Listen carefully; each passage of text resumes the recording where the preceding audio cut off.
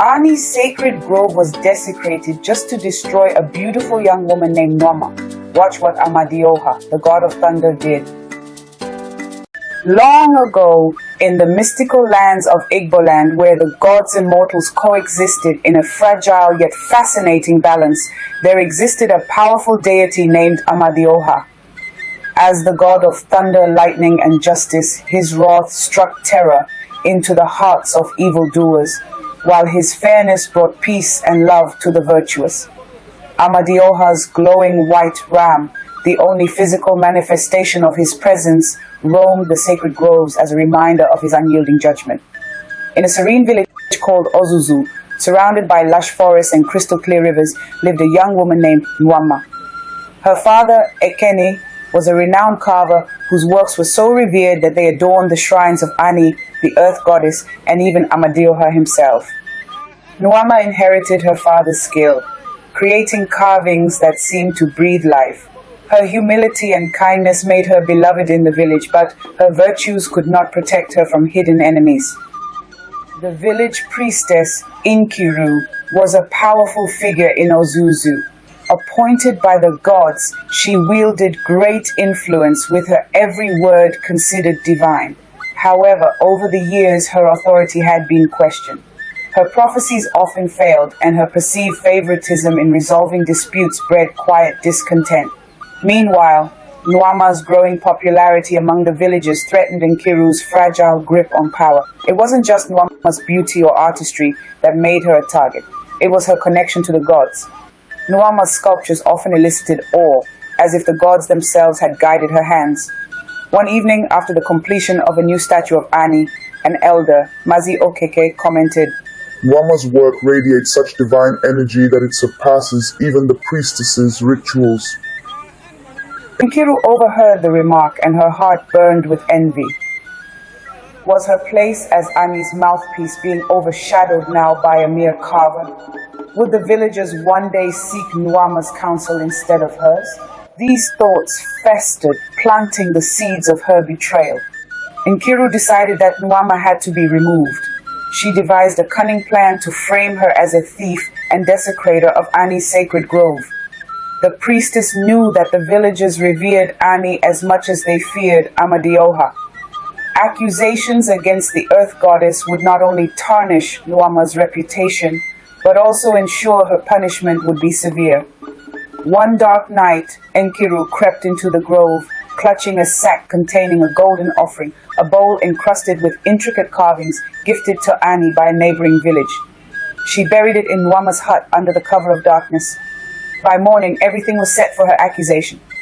On a K market day, Nkiru gathered the villagers at the marketplace. She stood tall in her red and white ceremonial attire, her voice filled with righteous anger. "Ozuzu, hear me. Ani's sacred grove has been defiled, her golden offering stolen. Such sacrilege cannot go unpunished." The villagers murmured in shock, their faces pale with fear. "Who would dare commit such a sin?" one elder asked.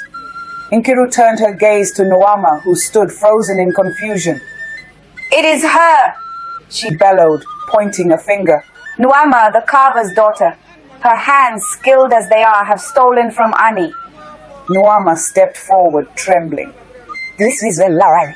I have never set foot in Ani's grove except to honor her." But Nkiru's accusation was supported by her so-called evidence.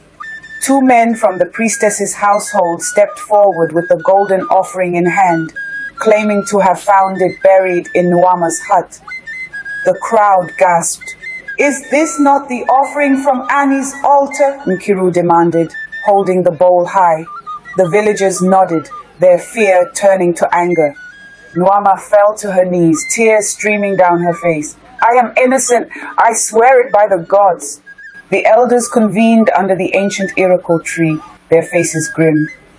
Elder Ezioke, the oldest among them, spoke. "This matter is too grave for us to resolve. Let Amadioha himself decide. If Nwamma is guilty, his thunder will strike her down. If she is innocent, the truth shall be revealed." The villagers agreed, though unease rippled through the crowd. Nkiru, satisfied that her plan was foolproof, smirked. She believed that Amadioha's wrath could be delayed long enough to ensure her victory. As preparations for the divine trial began, Nwamma sought refuge in her father's hut. Ekene, though heartbroken, stood by his daughter. The gods know your heart, my child. Trust in their justice. That night, as Nwamma prayed before her small altar, something extraordinary happened. A faint glow illuminated the room, and a soft voice echoed in her mind. Fear not, child, the truth is like a flame, it cannot be hidden for long. Though she did not understand the source of the voice, Nwamma felt a strange sense of calm. As the trial day dawned, the villagers gathered at Amadioha's shrine, a sacred grove marked by towering Iroko trees and carvings of the white ram. The air was thick with tension as Nwamma knelt before the altar, her hands trembling but her voice steady. Amadioha, great God of justice, I plead my innocence. Strike me down if I am guilty, but if I am not, reveal the truth to your people. The sky darkened unnaturally, and the wind began to howl. Mothers clutched their children, and even the bravest men shuddered. The villagers watched in awe as storm clouds gathered and lightning flashed across the sky. Suddenly, the unmistakable sound of hooves echoed through the clearing. Out of the forest emerged Amadioha's glowing white ram, its eyes blazing with divine fury. The ram circled Nwamma, sniffing the air as if searching for lies. It then turned sharply toward Nkiru, who stood trembling near the altar. The ram charged at her, and as it approached, a bolt of lightning struck the ground between them, revealing the truth. The priestess fell to her knees, her face pale with terror. Forgive me, Nkiru wailed. I was blinded by jealousy and sought to remove Nwamma from the earth. Amadioha's white ram let out a thunderous roar and the storm intensified. A bolt of lightning struck Nkiru, leaving a blackened mark on her forehead, a divine sign of her guilt. The villagers watched in silence as the storm began to subside.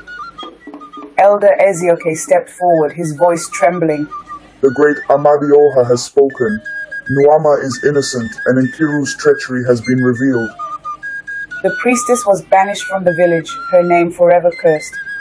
Nwamma, on the other hand, was carried on the shoulders of the villagers who celebrated her vindication with songs and dances late into the night.